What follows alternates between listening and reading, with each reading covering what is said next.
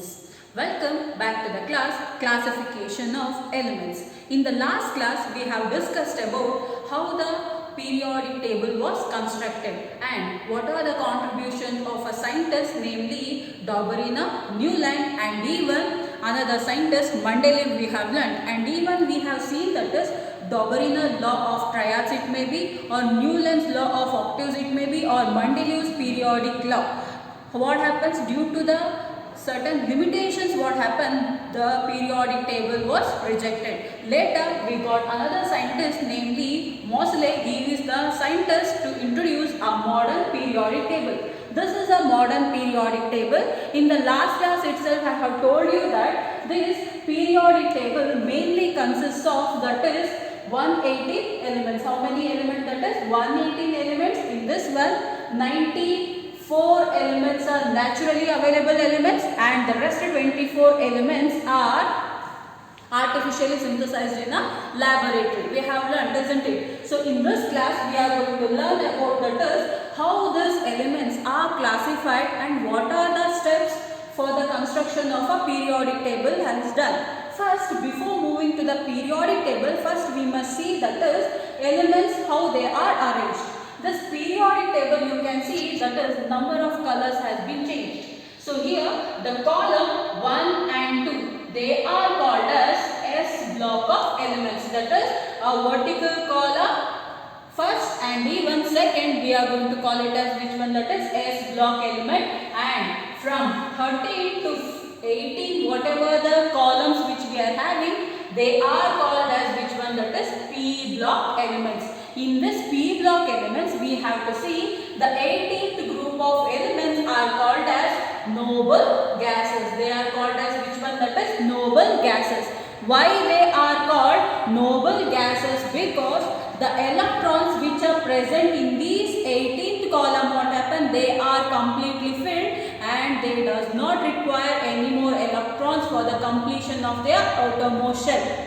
Since the electrons are completely filled, they does not compete for any kind of a chemical reaction, means they does not require any more electrons or even they do not donate any more electrons here. So that is about a P block elements, and the elements which we are having from the column number 3 to 12 which we are having are called as which one, that is D block. That is from 3 to 12 whatever may be the columns which we are having, they are called as which one, that is D block elements, and the lanthanides and the actinides which are present at the top, they are called as which one, that is F block elements. So in the periodic table we are having how many blocks of element, that is S block, P block, D block and even F block. You may be having a doubt arising that why only SPD block are attached whereas the F block has been kept separately, because the elements which are present here, what happened, they are having similarity according to the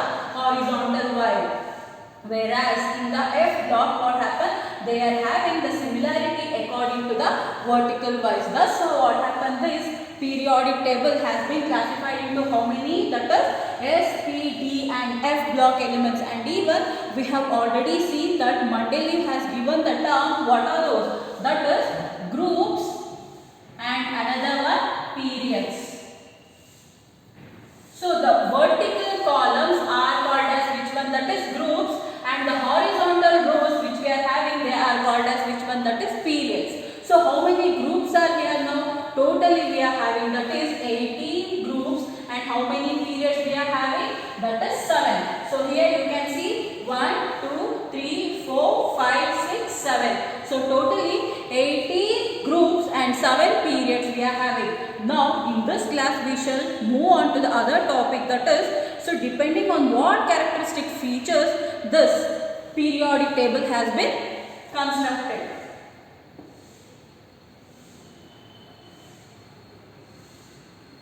So the first thing we have to move on to which one, that is valency. Students, what do you mean by the word valency? Valency is nothing but, as you know, the valency of an element is determined by the number of valence electron in the outermost shell of an atom. So they are telling the electrons which are present in the outermost shell, they are called as which one, that is valence electron. Here we are having the picture.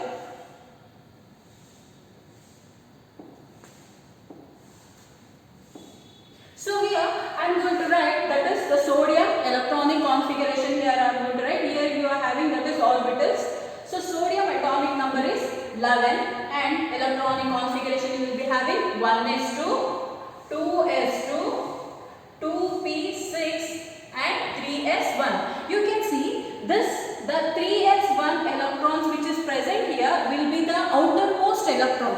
So the number of electrons which is present in this outermost shell, they are going to call it as which one? That is valence electron. So whatever may be the number of electrons which is present in the outermost shell, they are going to call it as which one? That is valence electrons.